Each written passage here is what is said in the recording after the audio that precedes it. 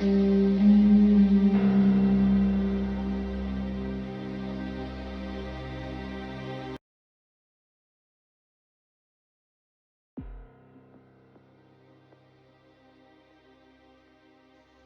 Paz Bezerra nasceu em 1945 no estado da Paraíba. Na infância, assistiu seu pai definhar vítima da hanseníase, doença que deu ao garoto a responsabilidade de limpar e retirar as carnes mortas da pele do pai.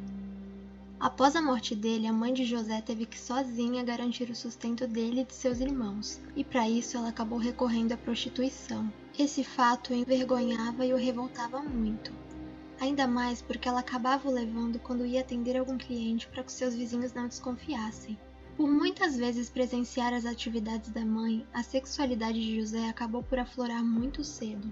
Em uma dessas ocasiões, ele foi espancado por ela por estar espiando enquanto atendia um cliente na mata. Isso fez com que ele começasse a nutrir ódio pela mãe e pela figura feminina. Foi também depois da morte de seu pai que ele e a família acabaram se mudando para o Rio de Janeiro, onde a mãe conheceu e manteve uma relação por 6 meses com um homem que o deixou por 3 dias com os braços e pernas amarrados até que ele conseguisse sair sozinho. Já na adolescência, José foi completamente abandonado pela família e passou a viver pelas ruas vendendo balas e pedindo esmola. Ficou assim por vários anos até chegar na idade adulta, quando começou a fazer várias viagens para outros estados. Foi assim que ele chegou até a cidade de São Paulo. No final da década de 60 e início da década de 70, vários corpos de mulheres foram encontrados na região do Morumbi, todas assassinadas da mesma forma, por estrangulamento e amarradas com as próprias vestes. A primeira vítima, uma professora, tinha 44 anos e vivia com a mãe.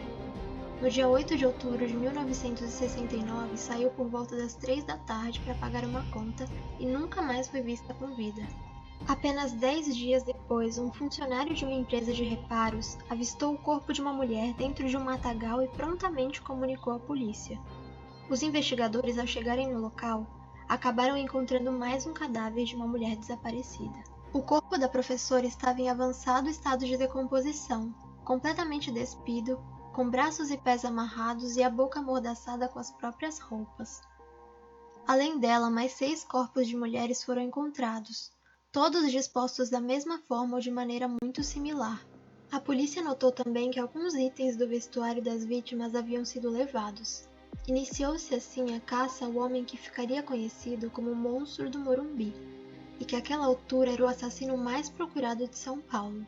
Em 8 de outubro de 1970, a polícia foi procurada para investigar um furto à casa onde trabalhavam o casal Alberto como mordomo e Mariana como cozinheira. Dali haviam sido levados joias e dinheiro. A dona da residência notou que o mordomo havia desaparecido e que a sua esposa Mariana estava extremamente nervosa. Ela, ao ser interrogada, admitiu que acreditava ser Alberto o autor do furto e revelou também que era ele o responsável pelos assassinatos no Morumbi. A cozinheira já havia sido casada antes e conheceu Alberto enquanto fazia um curso em São Paulo. Alberto, que na época dizia se chamar Roberto, a abordou na saída da aula e a convidou para sair. Mariana ficou encantada com o carisma dele, mas foram necessárias muitas outras investidas para que ela aceitasse sair com ele. Tempos depois, os dois passaram a se relacionar e trabalhavam juntos em casas de família. Mas Mariana relatou que o comportamento explosivo do namorado fazia com que os dois vivessem mudando de emprego. Ela contou ainda que vivia sob ameaças contra sua vida e a vida de sua filha, e que foi em uma dessas situações de violência que Mariana descobriu quem Alberto era. Durante uma briga, ele segurou seu pescoço na tentativa de sufocá-la, e declarou que já havia estrangulado muitas e que faria o mesmo com ela. Chocada, ela não entendeu do que ele estava falando. Foi quando então Alberto a soltou e mostrou uma manchete de jornal que falava sobre o monstro do Morumbi.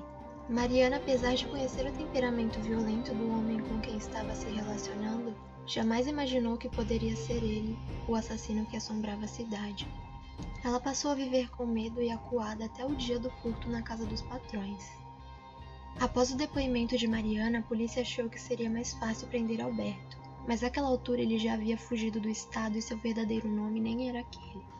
Foi com a ajuda de Mariana que a polícia chegou até o batalhão do Exército do Rio de Janeiro, de onde Alberto havia desertado anos antes.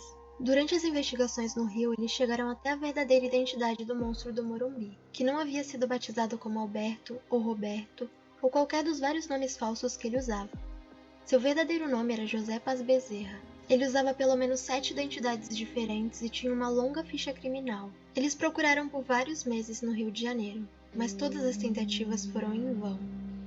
Em contrapartida, na cidade de Belém do Pará, mais 3 mulheres foram assassinadas e encontradas amarradas com suas próprias roupas.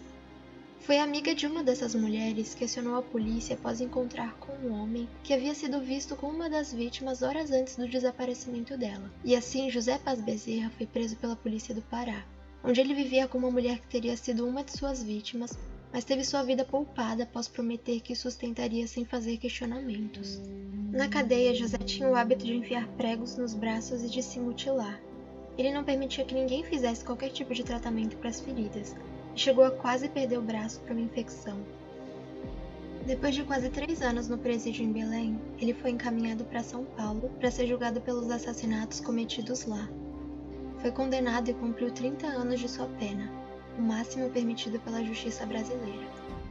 Foi libertado em novembro de 2001 e chegou a dar uma entrevista para uma emissora de TV sem mostrar o rosto, na qual ele afirmou que todas as suas vítimas eram prostitutas e se pareciam com sua mãe.